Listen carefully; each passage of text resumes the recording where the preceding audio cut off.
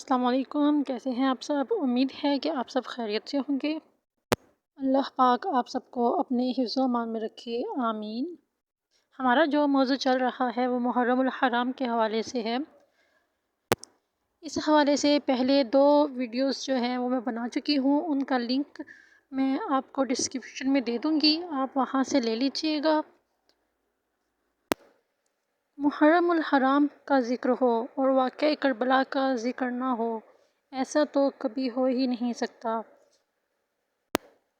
تاریخ میں جو محرم الحرام اور واقعہ کربلا میں جو ہوا اور اس کی جو تاریخ ہمیں ملتی ہے وہ بہت ہی دردناک ہے۔ وہ کوئی عام انسان بھی اگر اس تاریخ کو پڑھے، اس کو سنے تو اس کے رونگٹے کھڑے ہو جاتے ہیں، ایک عجب سی کیفیت رونما ہونے لگتی ہے، اتنا خوف طاری ہو جاتا ہے کہ ہماری سوچ جو ہے وہ پست ہو جاتی ہے اور ہم یہ سوچنے پر مجبور ہو جاتے ہیں کہ آخر اتنا ظلم کیسے برداشت کیا، اتنا ظلم، اتنی تکلیف کیسے برداشت کر لی۔ وہ جو نواسے رسول تھے، جو ایک اشارہ کرتے اور پوری کائنات کو الٹ کر رکھ دیتے، انہوں نے صبر، اللہ کی رضا اور برداشت اور ہمت اور بہادری کے ساتھ کس طرح سے مقابلہ کیا، دشمنوں کو شکست دی۔ اگر واقعہ کربلا کے بارے میں ذکر کیا جائے، وضاحت بیان کی جائے تو الفاظ نہیں ملتے، جتنی آپ وضاحتیں بیان کریں، جتنا ذکر کریں اتنا ہی کم ہے۔ اس وقت جو ظلم و ستم کے پہاڑ ڈھائے گئے ان کے بارے میں ہم کیا بیان کر سکتے ہیں؟ ہم تو اس درد، اس تکلیف کی ایک چھوٹے سے لمحے کا بھی مواخذہ نہیں کر سکتے کہ اس وقت ان کے دلوں پر کتنی تکلیف، کتنا غم، کتنا دکھ اور کتنے درد کے علم تھے۔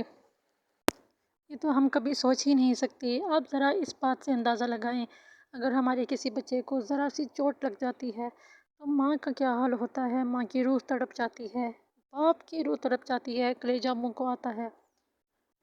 پورے گھر کے افراد جو ہوتے ہیں، چاہے باپ ہے، بھائی ہے، بہن ہے، وہ اپنے اس ایک گھر کے فرد کی تکلیف پر اشکبار ہوتے ہیں۔ ہمارا کوئی اپنا پیارا ہماری آنکھوں کے سامنے مر جائے تو ہماری کیا حالت ہوتی ہے؟ ہمیں راتوں کو نیند نہیں آتی، ہمیں سکون نہیں ملتا، ہمیں صرف اسی کی باتیں، اسی کی خوشیاں، اس کی کلکاریاں، اس کا مسکرانا سب یاد آتا ہے۔ ہم روتے ہیں جب بھی ہمیں ہم اسے یاد کرتے ہیں، کسی اپنے کو یاد کرتے ہیں تو ہم آنسو بہاتے ہیں، خود بخود ہماری آنکھوں سے آنسو نکلنا شروع ہو جاتے ہیں۔ ہم کہتے ہیں کیسے فوت ہو گیا، ہم یہ سوچتے رہتے ہیں کہ یہ کیسے فوت ہو گیا، کتنی بڑی جوانی میں، ابھی اس کی عمر ہی کیا تھی جو وہ مارا گیا، اسے قتل کر دیا، یا ایکسیڈنٹ ہو گیا، کسی بھی حادثے میں موت ہو گئی، اچانک موت ہو گئی۔ ہم روتے تڑپتے رہتے ہیں، جب جب یاد کیا جاتا ہے ہم روتے ہیں، چاہے سال گزر جائیں، چاہے صدیاں بیت جائیں، ہمیں جب بھی وہ اپنا یاد آتا ہے، اس کی کوئی بات یاد آتی ہے، ہماری آواز جو ہے اس میں نمی آ جاتی ہے، ایک نمی سی گھل جاتی ہے لہجے میں، آنکھوں میں نمی آ جاتی ہے، چہرے پہ اداسی چھا جاتی ہے۔ تو پھر جب اہل بیت کا ذکر ہوتا ہے، جب ان کا ذکر ہوتا ہے جنہوں نے اپنے سروں کو کٹا کر اسلام کا بول بالا کیا، اسلام کے پرچم کو اونچا کیا، پوری دنیا میں اسلام کا نام بلند کیا، جب ان کا ذکر آتا ہے تو ہماری کیفیت کیوں نہ ایسی ہو؟ تو کیوں نہ ہماری کیفیت جو ہے وہ غمگین ہو جائے، ہم پر رقت طاری ہو جائے، کیوں نہ ایسا ہو کہ ہم رونے لگ جائیں، ہماری آنکھوں سے اشک جاری ہو جائیں؟ ایسا کیوں نہیں ہو سکتا؟ کیا ہمیں اہل بیت سے محبت نہیں؟ قرآن پاک میں اللہ پاک نے ذکر کیا ہے کہ میرے نبی اور اس کی آل کی اطاعت کرو، میری اطاعت کرو، میرے بعد میرے نبی کی اطاعت کرو اور اس کی آل کی اطاعت کرو۔ آل سے کیا مراد ہے؟ آل سے مراد اہل بیت ہیں، جنہوں نے ہمارے لیے، ہمارے اس اسلام کے لیے، تاکہ ہم سکون سے اپنے دین پر قائم رہ سکیں، ہمارے لیے اپنے گھرانے قربان کر دیے، اپنے چھوٹے چھوٹے معصوم بچے کو تک قربان کر دیے۔ تو کیوں نہ ہم ان کا ذکر کریں، کیوں نہ ہم ان کے ذکر پر اشکبار ہو جائیں؟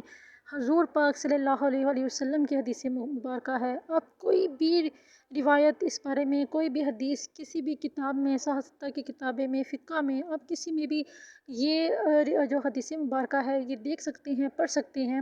حضور پاک صلی اللہ علیہ وآلہ وسلم کا ذکر ہے اس میں کہ جس نے میرے حسین کے غم میں ایک آنسو بھی بہایا۔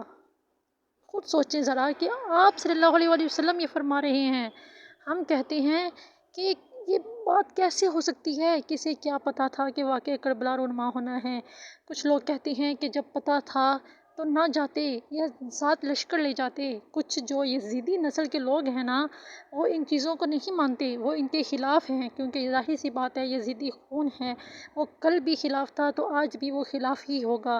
تو اس پر حضور پاک صلی اللہ علیہ وآلہ وسلم کی یہ حدیث مبارکہ ان کا منہ بند کرنے کے لیے کافی ہے کہ آپ نے فرمایا تھا کہ آپ صلی اللہ علیہ وآلہ وسلم نے فرمایا تھا کہ جب میرے حسین کا ذکر ہو تو تمہاری آنکھ نم ہونی چاہیے۔ اگر جو میرے حسین کے غم میں ایک آنسو بھی بہا دے گا تو میں اسے جنت کی بشارت دیتا ہوں۔ ایک آنسو کے بدلے ہمیں جنت کی بشارت دی گئی ہے، ہمیں جنت کا حقدار بنا دیا گیا ہے صرف ایک آنسو کے بدلے۔ تو ذرا سوچیں کہ ان کا مقام کیا ہوگا، ان کا مرتبہ کیا ہوگا اگر ہم ان کے ذکر پر روئیں، ان کے ذکر کو یاد کر کے، ہم ان کا ذکر کر کے، ہم ان کے غم میں جو تکلیفیں انہوں نے سہی، انہوں نے برداشت کی، وہ ہم یاد کریں تو ہم پر رحمت طاری ہو جائے، ہماری آنکھوں سے آنسو جاری ہو جائیں، تو اس میں کیا غلط ہے، کیا گناہ ہے۔ کچھ لوگ جو ہیں وہ کہتے ہیں کہ محرم میں خوشی منانا جائز ہے، نکاح کرنا جائز ہے، شادیاں کرنا جائز ہے۔ ٹھیک ہے، مانا کہ یہ سنت نبوی صلی اللہ علیہ وآلہ وسلم ہے کہ آپ کرو، یہ سب جائز ہے، کسی نے منع نہیں کیا ہے، لیکن ایک طریقہ کار بتا دیا گیا ہے، آپ کرو لیکن سنت کے مطابق کرو۔ اگر آپ کو اتنا شوق ہے شادیاں منانے کا، جب آپ یہ سنت پوری طرح سے ادا کر سکتے ہو تو یہ سنت کیوں نہیں ادا کر سکتے کہ سادگی کے ساتھ نکاح کرو۔ ضروری ہے کہ ڈھول ڈھمکا ہو، بینڈ باجے ہوں تبھی آپ کی شادیاں کامیاب ہوں گی؟ یہ سب فتنہ پھیلانے والوں کی سازشیں ہیں، یہ فساد پھیلانے والوں کی سازشیں ہیں، جو دین اسلام کو زیر کرنا چاہتے ہیں، یہ ان کی سازشیں ہیں۔ لیکن ایسا کبھی نہیں ہو سکتا، کیونکہ دین اسلام کو پیش کیا ہے امام حسین علیہ السلام نے، کربلا کے ان جانثاروں نے، جنہوں نے اپنی جانیں دے کر، اپنے آپ کو قربان کر کے، اپنی اولاد کو قربان کر کے جس اسلام کا بول بالا کیا ہے، اسے بھلا کون جھکا سکتا ہے؟ یہ آج 2% کے لوگ جو یہ باتیں کرتے ہیں کہ انہوں نے کیا ہی کیا تھا، گرہ زاری کرنا، رونا، یہ سب جائز نہیں۔ کہاں لکھا ہے کہ یہ سب جائز نہیں؟ ٹھیک ہے، آپ ماتم نہ کرو، یہ چیز منع کی گئی ہے کہ اپنے آپ کو مارو مت، زدو کو اپنے آپ پہ مت کرو، ان چیزوں سے منع کیا گیا ہے جو اسلام میں جائز نہیں ہیں۔ لیکن ان کا ذکر کرنا، ان کی یاد میں آنسو بہانا، یہ کسی جگہ پر نہیں لکھا کہ یہ ناجائز عمل ہے، یہ جائز عمل ہے، اس کا اجر و ثواب ملتا ہے۔ ایک آنسو کے بدلے جب جنت کی بشارت دے دی گئی، جب جنت کی بشارت کے بارے میں بتا دیا گیا، تو ذرا سوچیں، جو زاروں قطار روتے ہیں، جو یاد کر کے، جو ان کے غم کو اپنا غم سمجھ کر روتے ہیں، ان کی کیفیت کیا ہوگی، ان کے درجات کتنے بلند ہوں گے۔ سوچنے اور سمجھنے کی بات ہے، ذرا خود کو رکھ کر سوچیے اس مقام پر کہ اگر آپ اس مقام پر ہوتے تو آپ کیا کرتے؟ کیا آپ کی اتنی حیثیت تھی کہ آپ اس مقام پر ہوتے؟ وہ مقام بھی انہیں دیا گیا جنہوں نے اسلام پھیلایا، جو دنیا میں اسلام کو لے کر آئے، انہی کو یہ کام سونپا گیا، کیونکہ ان کے علاوہ یہ کوئی اور کر ہی نہیں سکتا تھا۔ میرے پاس الفاظ نہیں ہیں کہ میں یہ بیان کر سکوں، مجھے سمجھ نہیں آ رہا کہ میں اس واقعے کو، اس درد کو، اس تکلیف کو آپ تک کیسے پہنچاؤں، میں کیسے آپ لوگوں کو یہ سب بیان کر سکوں۔ میری پوری کوشش ہوتی ہے کہ میں آپ لوگوں کو آگاہ کر سکوں، زیادہ سے زیادہ معلومات آپ لوگوں کو دے سکوں، لیکن پھر بھی اگر میری معلومات دینے میں یا کسی بھی چیز میں کچھ بیان کرنے میں کوئی بے ادبی یا کسی قسم کی کوئی گستاخی یا کوئی تلخ بات کہہ دی ہو تو اس کے لیے میں معذرت خواہ ہوں۔ میرا مقصد کسی کو بھی تکلیف پہنچانا نہیں۔ ہر فرقے کا ایک اپنا نظم و ضبط ہے، ہر فرقے کا اپنا عقیدہ ہے، ہر فرقے کی اپنی کچھ روایات ہیں، لیکن ہمیں اپنا عقیدہ درست رکھنا چاہیے، ہمیں قرآن اور سنت پر عمل کرنا چاہیے۔ ہمارے پاس سب سے بڑی مثال قرآن پاک ہے، اس کے بعد رسول اللہ صلی اللہ علیہ وآلہ وسلم ہیں، اور اس کے بعد اہل بیت ہیں جنہوں نے ہمیں دین سکھایا ہے۔ ہمیں ہمیں باقی سارے فرقوں سے نکل آنا چاہیے، ہمیں ایک جٹ مسلمان ہو جانا چاہیے، امت مسلمہ ہونا چاہیے۔ کس نے کیا کیا، کون کیا کرتا ہے، وہ ہمارے لیے کوئی معنی نہیں رکھتا۔ ہمارے لیے معنی ہے رکھتے ہیں تو صرف اہل بیت رکھتے ہیں۔ جس کی اہل بیت سے نسبت ہے وہ ہمارا ہے، جس کی اہل بیت سے نسبت نہیں وہ ہمارا نہیں۔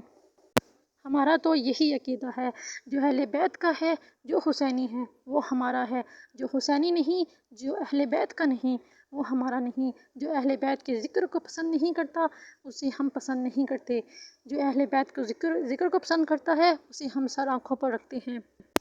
لہٰذا اگر آپ اپنی زندگی کو بہتر بنانا چاہتے ہیں تو اللہ سے محبت کریں، اللہ کے رسول سے محبت کریں، اور رسول اللہ صلی اللہ علیہ وآلہ وسلم کی اہل بیت سے محبت کریں، تبھی آپ کا بیڑا پار ہو سکتا ہے، تبھی آپ کی نیا جو ہے وہ پار ہو سکتی ہے، تبھی آپ جنت میں جا سکتے ہیں، ورنہ تو آپ کی ساری زندگی بے مقصد رہ گاہ ہے۔